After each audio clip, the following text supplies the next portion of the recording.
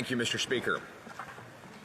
When we learned that the costly coalition would be introducing this economic update today, we had two demands: no new taxes on workers and seniors, and no new spending unless matched by equal savings.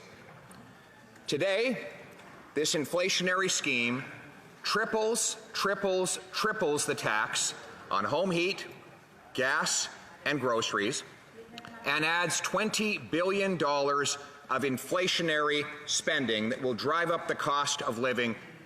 And so, Conservatives will stand for the common people, their paychecks, their homes, their savings, and we will vote against this inflationary scheme.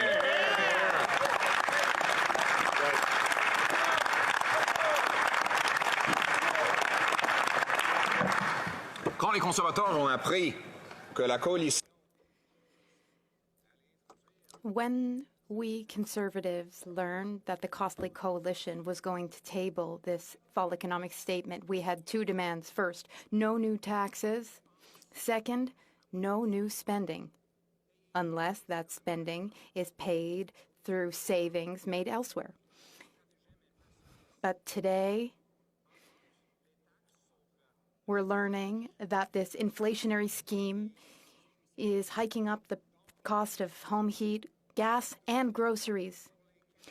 Conservatives defend Canadians, regular Canadians. We stand up for their savings, their paychecks, their quality of life, and we stand against this inflationary scheme.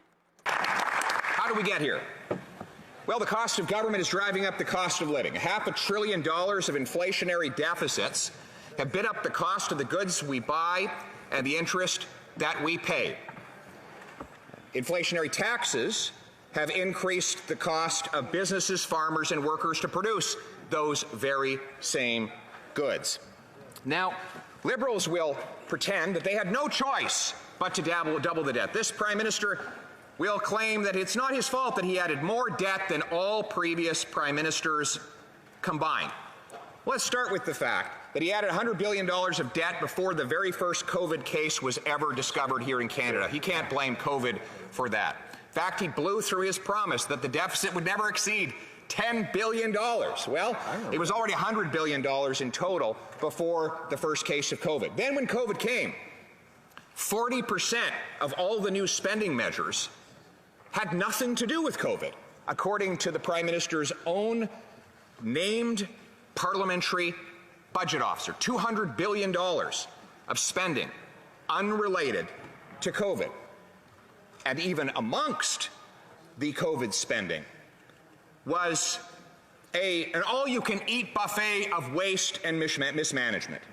They sent CERB checks to prisoners. They sent them to public servants who were simultaneously drawing public salaries. They gave wage subsidies to wealthy corporations that were rich enough to pay out dividends and bonuses to their executives, even after I warned that they should ban that hideous practice. They tried to give $500 million to the We Charity, an organization that had given $500,000 to the Prime Minister's own family. They spent $54 million on an app we didn't need, that didn't work, and that could have been designed in a weekend for $250 grand. The previous Conservative government had successfully delivered apps that were actually necessary and useful of a similar complexity for $200,000 or $300,000, but somehow this one went to $54 million. Many of the recipients admit they didn't do any work. They just hired other people to do work. Wow. So they gave the money to people who didn't do anything other than delegate the work to someone else. Don't we have public servants getting paid within the government to deliver those sorts of contracting? And now the government won't even tell us all of the identity of the recipients of that money. Yeah. So don't tell me they had to double the size of the national debt. Don't tell me that every dollar of inflationary spending was necessary. They were irresponsible and they were unnecessarily profligate with the dollars of Canadians, and now people are paying the price. That's right. Yeah. Now the Prime Minister will say, well, Russia caused the inflation in Canada. Yeah. Well, of course, We do less than 0.3% of our trade with Russia and Ukraine combined, beyond which the stuff they make is the stuff that we have here already. They have energy and food. We have energy and food. If only the Prime Minister would get out of the way of our farmers and energy workers and let them produce.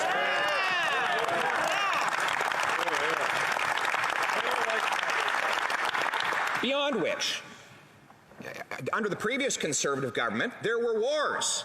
There was massive war in Afghanistan, another one in Iraq and Syria, and we never had inflation anywhere over 4%. In fact, we were able to successfully contribute to defeating terrorists and tyrants in those conflicts while keeping the inflation level low here in Canada. We were able to get our spending under control and our budget back into balance. This government, by contrast, has spending today 30% higher than in the pre-COVID year 2019. Why? They said all the deficits were the result of COVID. COVID now is behind us and spending is still 30% higher because we know that it is not COVID that has caused the cost to rise. It is a costly coalition and an irresponsible Prime Minister who have put these burdens onto Canadian shoulders.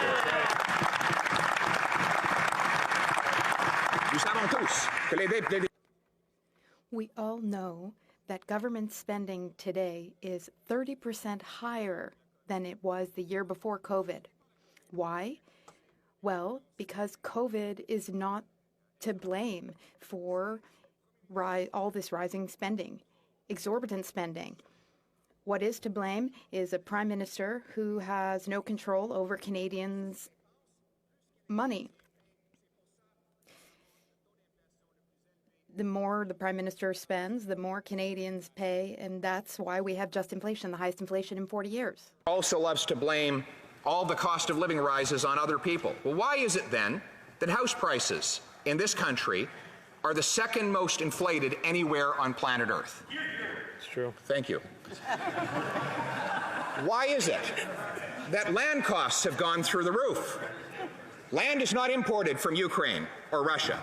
Land is right beneath our feet. Yeah. And we have the second biggest supply of it anywhere on Earth. Yeah. And yet, Vancouver is the third most overpriced housing market on planet Earth, and Toronto the 10th. Can you imagine that?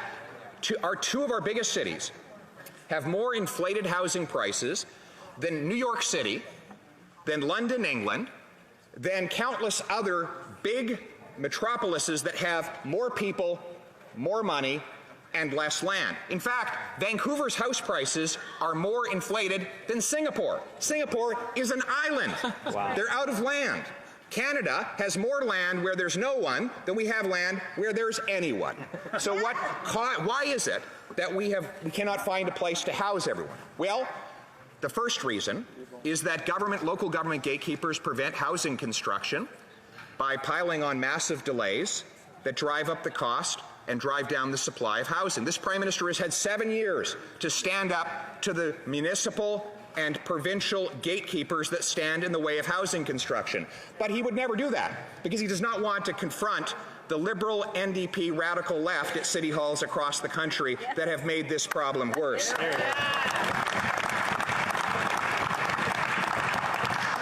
And so what he's done instead is continued to shovel money into their local bureaucracies to reward them for blocking the poor, for blocking the immigrants, for blocking our working class kids from ever owning a home. When I'm Prime Minister, we will impose conditions that if cities want more federal infrastructure money, they'll have to remove the gatekeepers. We will connect their infrastructure dollars to the number of houses that actually get built so that young people can find a place to live. And we will sell off 15% of the 37,000 federal buildings so that they can be converted into housing and our young people can have affordable homes.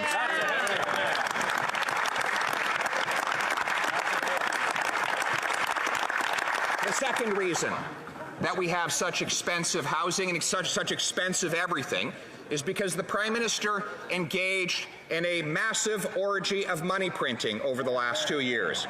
Now, he said that money printing wouldn't cause inflation, right? Even though that's exactly what it has done every single time it has been tried over the last roughly 3,000 years, right? Right. So here's how it worked. The Prime Minister wanted to be able to claim that he was borrowing all this money on the cheap. He loved to stand in the House and say that his debt wasn't costing any money because interest rates were so low. Well, the only reason he could borrow for next to nothing is because his central bank was creating the cash out of thin air. If it had been real lenders, they would have demanded a real rate of return on their loans. So what happened is they created something called quantitative easing. Whenever they invent new incomprehensible terminology, Mr. Speaker, you can be sure that there's something sinister behind it. And here's how it works. Very simple. The government sells bonds to lenders. Bank of Canada buys back those bonds at a higher price. The lenders love it. That's why the banks thoroughly endorse this strategy, because they made the money on the difference. Simple arbitrage. The government sells them something on a Monday and buys it back for them at a higher price on a Wednesday. Who wouldn't go for that deal? Well, unfortunately, only about 100 financial institutions are eligible to participate in it. The rest of the ordinary, hardworking Canadians who pay for it are not. But the banks and the insurance companies and other financial institutions profited off of this transaction. Now, the Bank of Canada pays for those bonds by depositing money in the accounts of those large financial institutions held on reserve at the Bank of Canada. And so those reserves skyrocketed over the last 2 years, and as the bank bought up to $400 billion of new debt. And what happened? That exploded the money supply, and more dollars chasing fewer goods reached higher prices. Much of the money then funneled into the financial system and was lent out in mortgages to wealthy investors who saw a massive expansion in the number of real estate holdings they could accumulate. Thus, housing prices went up 50% in 2 years, creating the biggest housing bubble in Canadian history. And now that the central bank is forced to raise interest rates, it risks bursting that bubble. And all the people that got on the balloon when it was on the ground floor and it went up into the sky now risk coming crashing down as that balloon is bursting.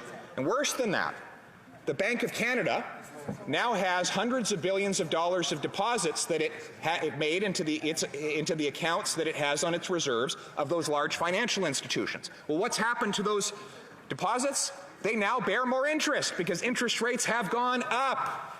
So the wealthy bankers that participated in this arbitrage transaction at the beginning and were paid for it by having their more money deposited into their accounts at the Bank of Canada now collect 3.75% because that is the policy rate that the bank pays. Now, what does that mean? That the central bank is now losing money for the first time in its history, and Canadian taxpayers are forced to bail them out to a tune of $4 billion every year. This entire wretched scheme, of which I warned 2 years ago, will maybe in the end amount to the single biggest wealth transfer from working class people to ultra wealthy insiders, from the have-nots to the have-yachts at any time in our history. Mr. Speaker, and now we see the painful consequences. It's not just about numbers on a ledger. It's about 1.5 million people forced to go to a food bank in a single month. It's about 1 in 5 people skipping meals or cutting portions because they can't afford their food. It's about the forthcoming winter, of which the minister spoke in metaphorical terms, who are now not going to be able to heat their homes, as the cost of home heating is expected to double or even more for those people who are on home heating oil. It is about the 35-year-old living in his parents' basement, despite the fact that he did everything we asked him to do. He got a job, he got an education, he worked hard at every day, and now he can't afford a home, which means he can't build up collateral, cannot build credit history, cannot build savings for his future, and therefore cannot start a family. In Canada, a country with the most abundant, among the most abundant supply of land on earth, we can't find places for people to live. These are the real-world consequences of irresponsible decisions.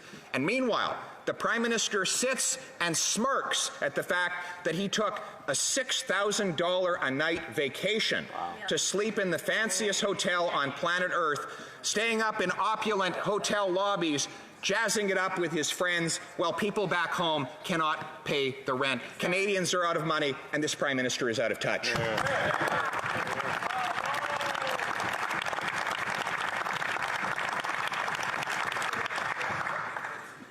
So, Mr. Speaker, the question is, we're going to inherit this mess, all of us. Yeah. We're going to have to fix the problem. We have a big job ahead of us, don't we? Yeah, we have do. a very big job ahead of us. He'll leave a big mess just like his dad left. He'll be off on a beach somewhere surfing, and the rest of us will be busy working in here cleaning up the mess he left behind. The sooner that happens, the better it is.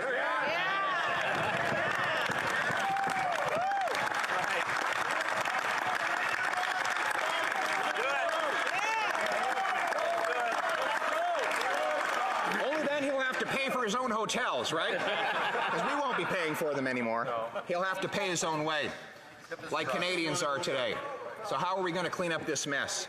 Well, for one, we're going to bring in a pay-as-you-go law so that every time we bring in a new dollar of spending, we'll find the savings to pay for it. You know who does that? Everybody in the real world. Everybody in the real world does that. C'est comme ça que les mères monoparentales payent leurs factures. That's how single mothers pay the bills. When they want to take their children on vacation, they find savings, they make savings in order to pay for it. That's what small businesses do. When they want to spend more money on advertising, they find ways to save elsewhere in the business. That's normal. That's what people do. That is what people do in the real world. Is the condition that faces every creature in the universe. If there's only so much to go around. Every creature in the universe except for the Prime Minister just takes everyone else's money to pay for his own wants and desires.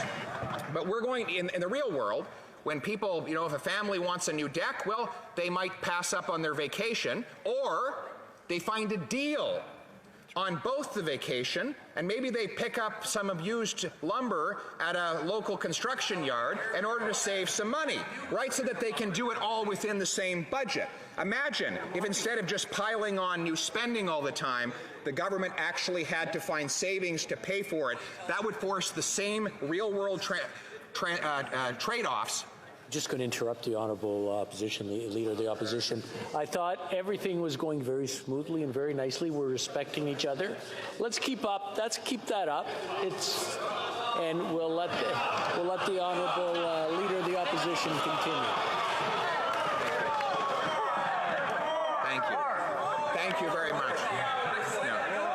I'm not allowed to mention the presence or absence of the Prime Minister, but I will just say that some people bring happiness wherever they go and others bring happiness whenever they go. So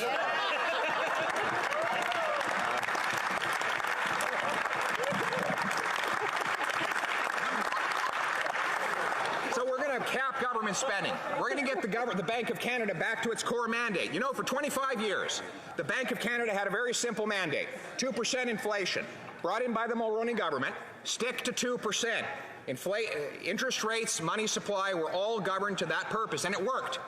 It worked until this Prime Minister came along and pushed the bank to print cash to pay for his spending. We're going to have no more of that. We will fund our programs with real money rather than printed cash, because we know that there are no freebies in this world, and we know that ultimately the taxpayer and the consumer pay for everything. We will reinstate that mandate, and we will audit the central bank through the Auditor General to make sure that never again is there such a horrendous abuse of our money as we have seen over the last couple of years. Instead of creating more cash, we're going to create more of what cash buys. We're going to grow more food, build more houses, and produce more resources right here in Canada.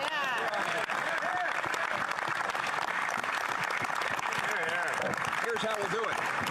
Here's how we'll do it. We'll incentivize our municipalities to remove their gatekeepers so that we can build more houses on the ground.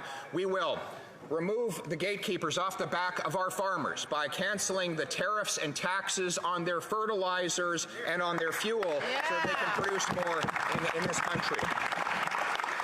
And we will remove the government gatekeepers that stand in the way of our resource sector. Do you know that in Canada today, we have the second slowest building permits of any country in the OECD. Second, the only worse country is the Slovak Republic. In Canada, you take all the types of building permits that exist, everything from a renovation permit on a house all the way up to a full uranium mine, and you average it out. In Canada, the average permit time is 250 days. In South Korea, it's 28 days. Wow. So you want to wonder why investors are taking their money to places like South Korea, Singapore, Australia, New Zealand, Switzerland, Ireland. Why? Because you can actually get things built in those countries. So that's what we're going to do in this country. We're going to compress the timelines and speed up approvals. We're going to challenge all levels of government to meet the goal of having Canada as the fastest place to deliver a building permit anywhere in the developed world.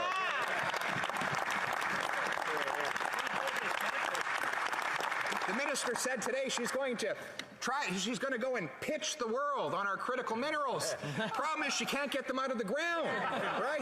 She's going to tell everyone that they exist. Oh, you know, out there in that field, there's some lithium and copper and nickel. But if you have to wait 7 years for us to give a permit for anyone to dig that mine, she says she's going to give out a bunch of corporate welfare to mining companies. But those mining companies who can fill their bank accounts with taxpayers' cash, if they can't get a permit to dig the mine, they won't be able to turn it into anything other than big, fat boondoggles for taxpayers. So we will repeal the anti-energy law, C-69, right, so that we can build Canadian pipelines with Canadian steel to take Canadian energy to Canadian marketplaces and to around the world.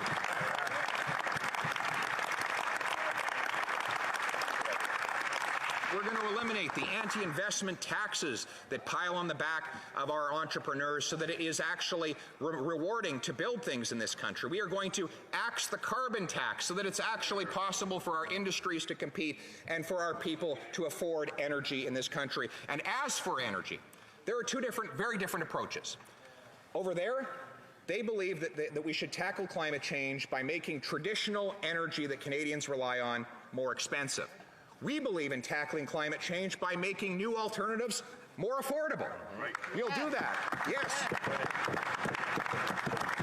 We will do that by incentivizing and speeding up permits to mine lithium, copper, cobalt, graphite, and other necessary minerals that will eventually go into Canadian-made electric cars and to other forms of renewable energy. We will incentivize the production of these energies here in Canada. We will incentivize nuclear energy here on Canadian soil so that we can power our economy emissions-free. And yet we aussi, on va enlever.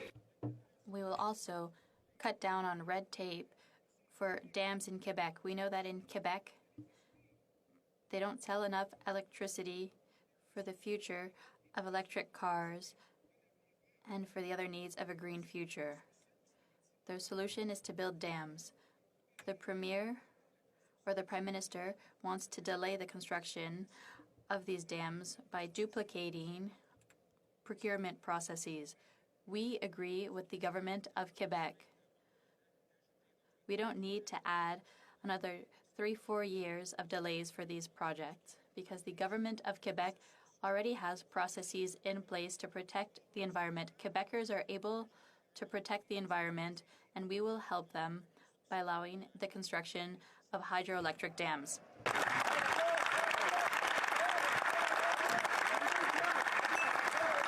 And finally, we will make this a country where work pays again. It doesn't pay to work for a lot of people, whether you're on disability and you've recovered to a point, or you've arrived at a point in your life where you realize you could work 10 or 15 hours and you want to get out into the world and contribute. The clawbacks right now mean that many people on disabilities lose more than $1 for every extra dollar they earn. This government published a report showing that a single mother with 3 kids earning $55,000 a year who earns another dollar loses 80 cents on that dollar. So she earns about $25 an hour. She loses in clawbacks of her benefits and taxes on her income 20 of those dollars. So her real wage on that extra hour worked is $5 an hour. Nobody in Canada should be expected to work for $5 an hour. That is an outrage, and that is why That is why my government will reform our tax and benefit system to ensure that whenever somebody works an extra hour, takes an extra shift, or earns an extra bonus, they are always better off. They always keep more of that dollar.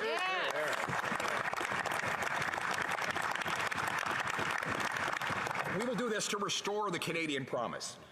You know, I look around this chamber and I see many inspiring stories, like my finance critic who rose up today to ask the first question.